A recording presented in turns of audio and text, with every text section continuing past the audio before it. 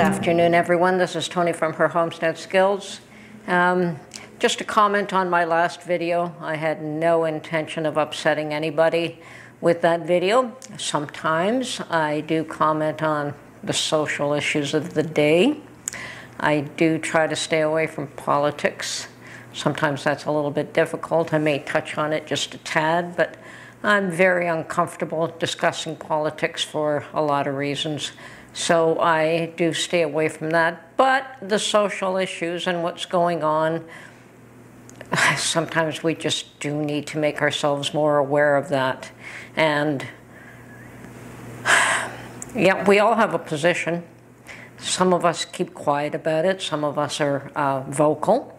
And some of us are very vocal. What you don't want is any violence. I mean, nobody needs that. So there is no reason why a person cannot state their opinions and have them stand, whether it's pro or against. It really doesn't matter. Everyone has a right to their opinion. Everyone has a right to be heard. And those that are doing the listening could either reject or accept. It really is up to them. There is no, what's the word? There's no desire to pull somebody in a certain direction or another. My firm belief is that some things do need to be discussed, and perhaps the more that they are discussed, the more that some good resolution will come out of it. If they're ignored and if they're allowed to fester, things just get uglier. Now, that's just my position on that matter. So I do, on occasion, bring up social issues. I try not to often, but we're not all about the kitchen. Women are not just creatures that belong in the kitchen and raising children. There's a lot more to us. And I hope a lot more women do take very strong positions for things that they believe in, and that they voice those positions and that they're heard, because I think that women have a very important role to play in this world. We haven't even begun. So, hey women, don't be shy. Don't be mean, don't be unkind, but don't be shy. Okay, so much for that. Now, getting back to, prepping, of course. Prepping is always on my mind. And even though it's not always in the kitchen, it's always something to think about. Now, I have been at the garden this morning and picked a whole slew of cucumbers again. As I say, my cucumber plants are probably going to be more prolific than anything else. My garlic and my cucumbers have done awesome. Most of my other plants, just so. I'm hoping I get a couple of nice little watermelons, but it's the first year, so I don't know when they will be ripe enough, so I'll probably leave them as long as I can. I suspect when the stem starts to dry up would be the time to pick them, but I'll have to do a bit of research on that. And if any of you know when the proper time to pick a watermelon is, please let me know. And this is just one of those small green round ones. It's not a massive, large watermelon. So I don't know what brand it is, but it is one of the smaller green round ones. Awesome tasting watermelon that I just saved seed. And I'm thrilled that it's growing. So, first time, don't know if my season is long enough for it, but it certainly is loving all the water, along with the cucumbers. It is one of those water-loving plants, so it seems to be doing quite well. So, I've also made bread and butter pickles for the first time, and although it was way too early, I decided that we should open up one jar so that I can see where I may want to modify ingredients or what I've done. I know that I put too much turmeric in, so I'm going to be a lot gentler on that, use a whole lot less of it. And I'm a little concerned I'm going to use up all my apple vinegar. But for the time being, I'll use what I have and not go buy any in the store until I've used up all that I have. So I'll be making quite a few jars of those. I'll be making some dills, and I will probably have to slice or wedge the dills, because those are not dill pickles. Those are regular pickles, but I'm sure I could make dill type pickles if I cut them up. So that's fine. But I looked at my sugar quantity, and I thought, oh, I've got more than enough sugar for my needs for the year, until I started making bread and butter pickles. And the amount of sugar that takes is a lot. So depending on how many jars of those I make, I'm going to need more sugar. And sugar is one of those commodities that right now is gone through the roof, is going to be in short supply. So I thought it best to get out to Costco. I was at another market the other day, and I noticed that the sugar price had doubled already there. And you know, it seems different stores have different means of doing things. Now, that particular store is where I always bought rice, unless I managed to go down to the Costco Business Center, which is like an hour's drive. It's far. So I rarely go down there, although I love that store. I mean, it's just amazing. If you want bulk items, that is the place in this area to go to. Anything you want in bulk is available there. Big jars of relish, I mean, you name it. Everything is designed for the business market, for restaurants, for anyone that caters any type of food products, whether it's a burger joint or whatever the case is.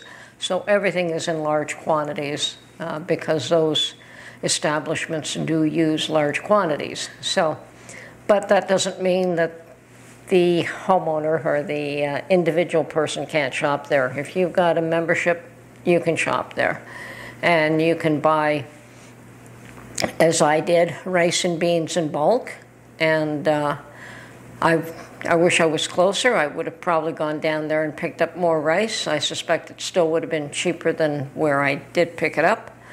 But I understand that rice is disappearing off the shelves pretty quickly here.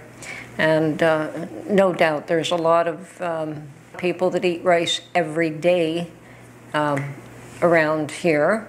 So yeah, you expect rice to disappear off the shelves more so than flour. And that is happening. So I don't know. There was still rice at the last place where I looked, but their sugar had doubled in price. A little 2-pound bag of sugar was $4, which was used to be $2. So I thought I'd check out Costco, and Costco's price went up, and they sell it by the 4-pound bag, and it had gone up, but it wasn't double. So, and Costco also sells a great big 30-pound bag of sugar, but I don't have a place to store that, for one. Otherwise, I probably would have bought it. So I just bought a couple of the smaller bags, and hopefully that should be enough for me for the year. Sugar is going to be in short supply, so if you need sugar, get out and get it. I'm a little bit concerned about corn. I am out of corn, my canned corn. I think Mark used up the last jar this week, with rice, of course. It's funny with Mark and I, sometimes it's just pasta all the time, and other times it's just rice until you get bored with that. So it's either rice and chicken or rice and shrimp or rice and whatever, fried rice. And so he's been making rice dishes a little bit more often, and gone quiet on the pasta for the time being, but that will revert. I mean, rice is, both of those are fallbacks in our kitchen. It's either rice dishes or pasta dishes. So for us, both those commodities are very important. But getting back to corn, I've heard a number of things. I've heard that, oh, there's going to be lots of corn. And then I've read that no, because of droughts in the mid-U.S., corn is not going to be doing well. And I don't know about Ontario, but I know Ontario grows a lot of soy and corn and wheat. Well, soy and corn mostly. And our wheat is grown out west. So Canada does grow a lot of wheat as well. But corn harvest is a couple of weeks away yet. So I have no idea what that's going to sell for. And I probably would like to can up 2 to 3 times what I did last year. So we'll see what happens there. And I definitely can up my corn. I don't freeze it. I take it off the cob. I buy it fresh on the cob. I take it off the cob and I can it, and it's shelf stable. And it doesn't take up freezer space, because freezer space does become an issue after a while. So yes, there are commodities that you have to look into and say, is this part of your diet? And if it is, make sure you have enough in stock. And you know, we don't eat a lot. I'm not saying we eat a lot of food, because we don't. It's just the 2 of us, and we eat 2 meals a day more often than not. And sometimes even just a snack and a real meal. So we're not big eaters, so we don't go through a lot. But what we do eat a lot of, if that makes any sense. And to supplement it with something else, let me tell you, if we had to live off beans and rice, we could do it, and we wouldn't sweat it. It wouldn't bother us at all. And yes, you can mix it up, and you can add this, and you could add that, or whatever you have on hand to enhance the flavor, or fry it up, or do whatever. There's, you know, there's spices you can add, there's flavorings that you can add. I don't think I'd have an issue if it had come to that, but I don't think it'll come to that.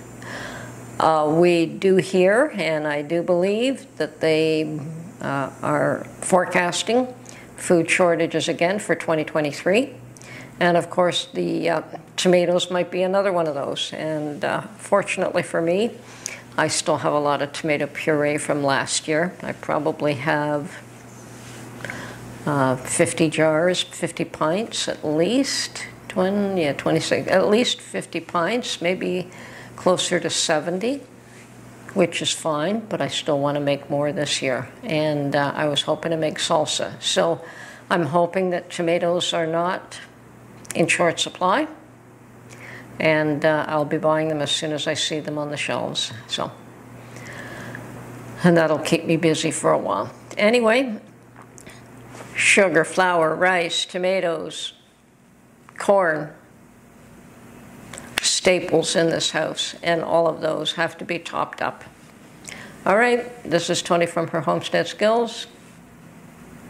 Keep prepping.